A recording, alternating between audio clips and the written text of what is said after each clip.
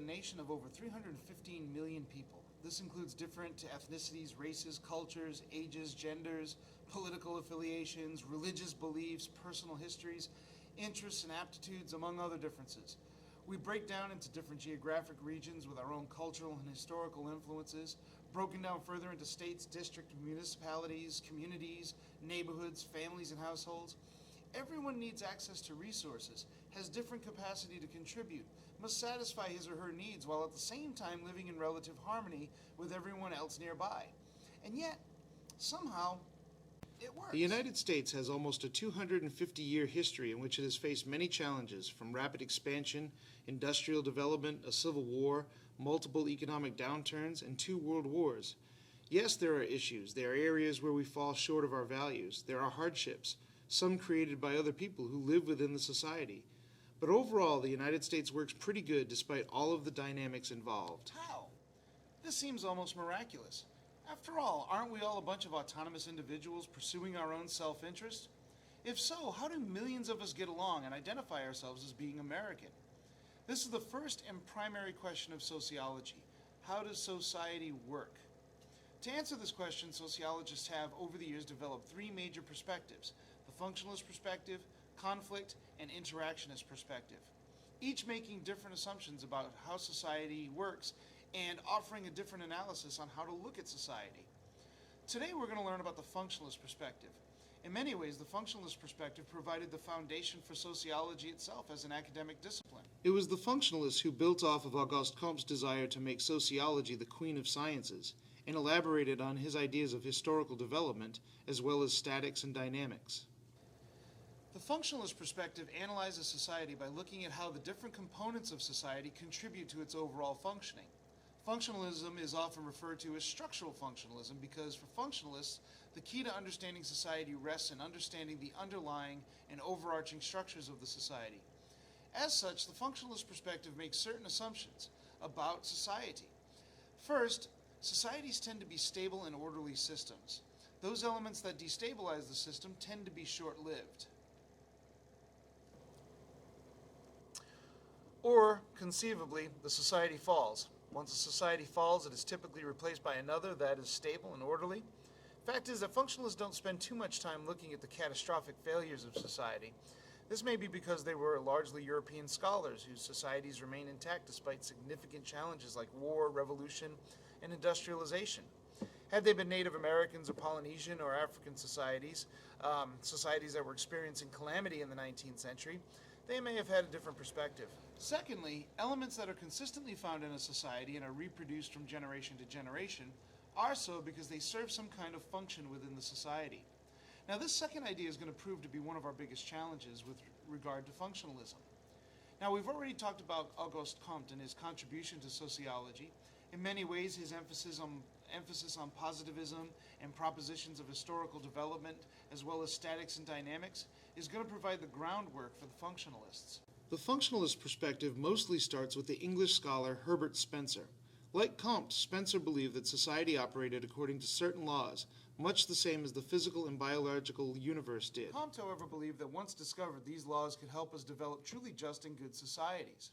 Spencer, on the other hand, was not quite so utopian as was Comte. He believed that once these laws were objectively determined, we should follow them, regardless of the perceived justice these laws may entail. After all, if they are laws in the natural science sense, then societies must already be following them. Any problems must be the result of trying to defy these natural laws, usually through some form of coercion. The laws should operate in such a way that little intervention is required on the part of any particular institution. Now, Spencer offered a model of society analogous to the human body. Like biological entities are composed of organs and tissues, societies are constituted of different parts, what we might call social institutions, communities, groups, or social structures. A healthy being is so because the organs and tissues are healthy. The same can be said about a society. So long as the institution and groups within the social body are functioning appropriately, the social body will be healthy. This is called the organic model. Spencer saw 3 different structures within the social body that were necessary for a healthy society. First, the regulatory, in which relations between different parts of the social environment were managed and the actions of individuals were coordinated. Secondly, the operative. through which the needs of the members were satisfied, including the need to reproduce the membership and pass on its culture. Finally, the distributive, through which materials, members, and information traveled through the social body. Spencer advanced his organic model as far as possible. It's perhaps no coincidence that he was conducting his observations in and around the time that biologists were struggling with the mechanisms for evolution. Ultimately, Charles Darwin will advance his theory of evolution through natural selection in 1859. Darwin suggested that species evolve when certain random traits offer an adaptive advantage to individuals within the species. These individuals are then most likely to survive and to pass on their traits. Eventually, these traits will become dominant features of a new species that may even replace the original. Ironically, it was Herbert Spencer who advanced the notion of survival of the fittest before Darwin published his revolutionary Origin of Species. If society is analogous to an organism, then it must be motivated by similar rules. Healthy organs will perpetuate the society, but organs that were in decay would weaken the social body. Societies become stronger and replace other societies that are weaker and less adaptive to the social environment. Though Spencer was not an advocate of military adventurism, he did see conflict and struggle as a central component of social evolution. He was also dismayed by a disturbing trend he noticed. Spencer found that poor people, the least adaptive in society, tended to reproduce the most. He thought this was a problematic trend, as allowing the least adaptive people in society to out-reproduce the most adaptive, namely the wealthy, could only result in the weakening of society as a whole. The problem, he felt, was the coercive use of charity, in other words, using tax money to support the indigent. This is only going to feed their reproduction and insulate the poor from suffering the consequences of their own actions. According to Spencer, beings thus imperfect are nature's failures and are recalled by her laws when found to be such. Along with the rest, they are put upon trial. If they are sufficiently complete to live, they do live, and it is well that they should live. If they are not sufficiently complete to live, they die, and it is best they should die. Nice. Much to Darwin's chagrin, this notion of poverty and human value became known as social Darwinism and is attributed largely to Herbert Spencer. Social Darwinism became a centerpiece of the English concept of the white man's burden, and was adopted by American sociologist William Graham Sumner to justify the immense concentration of wealth in the United States. Perhaps the most important early sociologist was Emile Durkheim. He virtually created sociology as an academic discipline with his research on suicide. We'll talk about that in another lecture. Durkheim was very interested in what held society together, or what he called solidarity. He had a background in anthropology, so he liked to compare modern societies to what he considered primitive societies. The major difference that he noticed was in the size of the population. Older societies had fewer people, and therefore they didn't need structures that were as complex. Older societies were held together through what Durkheim referred to as mechanical solidarity. In other words, they were held together through shared traditions and values. They were typically small agricultural societies with little interaction with the outside world. Everybody knew each other. They all shared the same religious beliefs, family values, and understanding of the world. Durkheim proposed a law of social gravity. Societies did not develop from the actions of individuals, but rather through mechanical structural developments. This development was driven largely by increased population and the migration of individuals into cities. These larger, more urbane populations required more complex skill sets in order to satisfy social and individual needs. People developed increasingly specialized roles. It also became necessary to develop improved communication and transportation technologies. Increased population, specialization, urbanization, and transportation and communication increased what Durkheim called social density, or in other words, it increased the interaction between individuals and groups. In societies with high social density, mechanical solidarity is no longer feasible. Traditional values break down and social bonds become weaker. So under these conditions, what could possibly hold a society together? Not to fear, Durkheim is here. According to Durkheim, society will hold together due to a division of labor. Individuals in socially dense societies will tend to be more specialized in their skill sets. Even though people are less like each other, they still need the fruits of each other's skills in order to live according to the standards of their time. Look, I can build for myself a pretty reasonable shelter. But if I want to have a house, I'm going to have to rely on other people. I have to rely on the people who lay the foundation, others who build the walls, others who do the roofing, another plasters and puts on the siding. There's plumbers and electricians. Also, very important when you live in Southwest Florida, the air conditioning guy. He's your favorite. There's finishers and flooring experts and carpeting and cable and Wi-Fi hookup and appliances. Scores of people are involved in my having a house to live in. And even if I could build a house myself from the ground up, I'm still dependent on others who actually make the concrete, process the wood, mix the plaster, extrude the wiring, and manufacture the materials that go into my house. When you look at it like that, there are hundreds, maybe thousands of people involved in constructing my house. And because of this, my house is a huge improvement over the log cabins and soddies of my frontier forefathers. This Durkheim calls organic solidarity. That being said, there are elements of mechanical solidarity that are still important for individuals to feel a sense of integration in society, but they become more complicated in organic societies. Along with social density, Durkheim observed a moral density, that is, the extent to which people identify as having a common life. It's impossible for me to know everybody in my society, but it is possible to, on occasion, perform collective rituals that make me feel tied in with the rest of the social world. So you perform these rituals when you do things like say the Pledge of Allegiance or wear your school colors on pep rally days. These are all rituals, very similar to those played out in religious ceremonies. And we take these rituals very seriously, despite the diversity of our group membership. Just recently, a football player caused a national outcry when he refused to stand for the national anthem as a form of protest. These mass rituals help very expansive societies form unifying ideas that Durkheim called collective representations. In the United States, our reverence for the flag and for patriotic rituals like the pledge and parades and the 4th of July are collective rituals that infuse us with a sense of collective consciousness. We identify as being Americans. Now, Durkheim was very prolific and offered perspectives on many things. With regard to the functionalist perspective, however, Durkheim's biggest contribution was his analysis on deviance. Durkheim had a problem. If the functionalist perspective is valid and reliable, and everything that exists in a society serves some function of the society, then how can we account for negative things that happen, like criminality and immorality? Well, Durkheim had an explanation.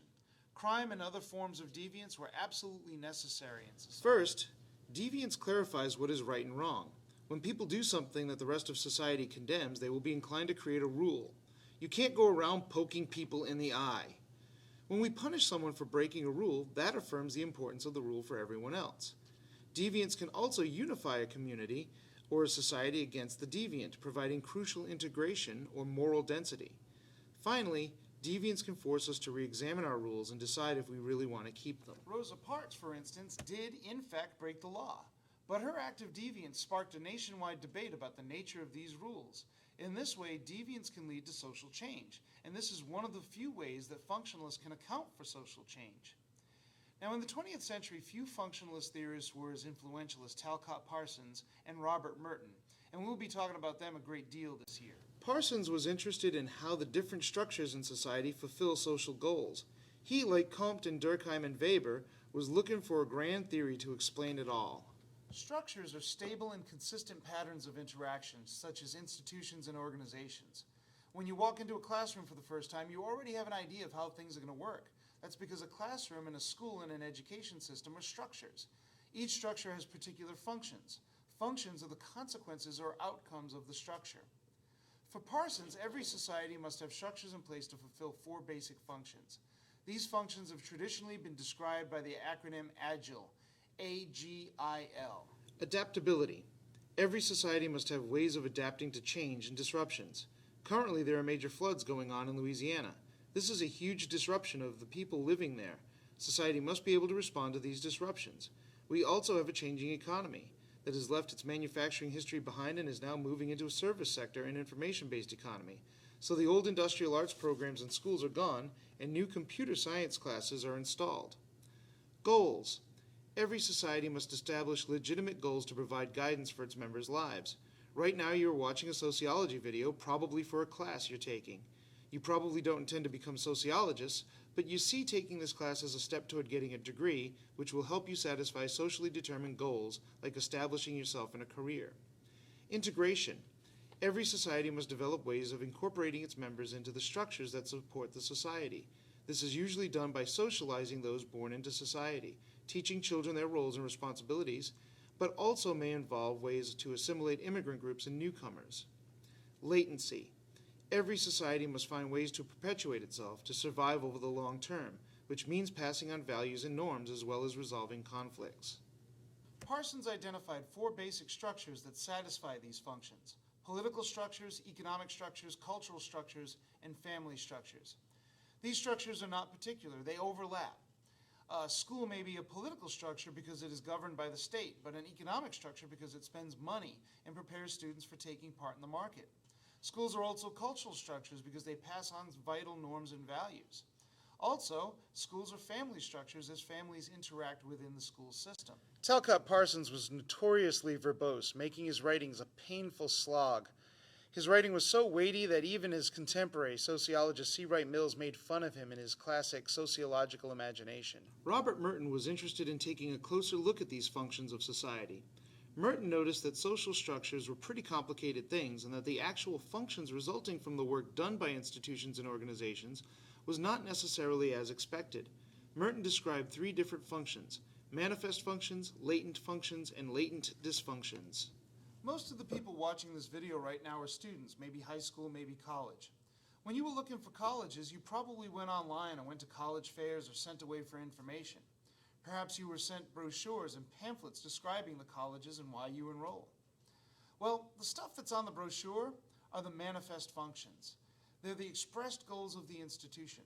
So when you sign up for my alma mater, the University of South Florida, for instance, go Bulls, you know that you're going to get a quality education, lots of academic programs, athletics, a vibrant campus life, financial assistance, great housing options. You know, if you complete your degree, that the piece of paper you'll get will be worth something and will open doors for you. That's what the institution is telling you it's going to do. Those are the manifest functions. Merton, however, also observed that institutions like universities also fulfill other functions that do not make it to the brochure.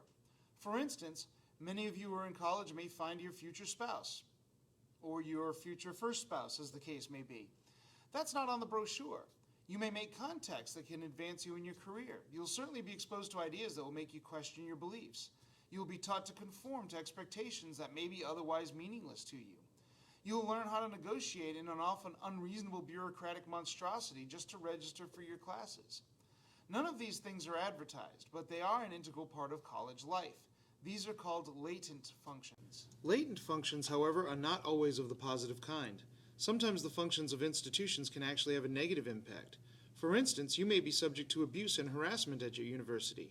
Universities and colleges can be a locus for criminal activity, sexual exploitation, and drug and alcohol abuse. Merton referred to these as latent dysfunctions. Functionalism is a powerful tool for sociological analysis. It's great for getting a big picture understanding of the society and breaking down the structures and functions of the society. Like Durkheim did with suicide and religion and deviance, the functionalists can take major issues like racism, analyze the structural implications, and explain their perpetuation as a function of the institution. Recently, the disproportionate number of deaths of African Americans at the hands of police officers has inspired movements like Black Lives Matter and mobilization of civil rights organizations. A couple of common sense explanations have been offered suggesting that this is the result of a small handful of bad or racist cops acting on their prejudice. Or, on the other side of the issue, simply a matter of black men being more likely to resist the police than white men. The functionalist, however, predicts that this issue is more than just a result of decisions made by police officers or suspects, but rather that racism is a structural element of policing in the United States that will require more than just rooting out the bad apples. What's more, this racism, since it has been a consistent part of American culture, serves some kind of a function for the society as a whole. What is that function?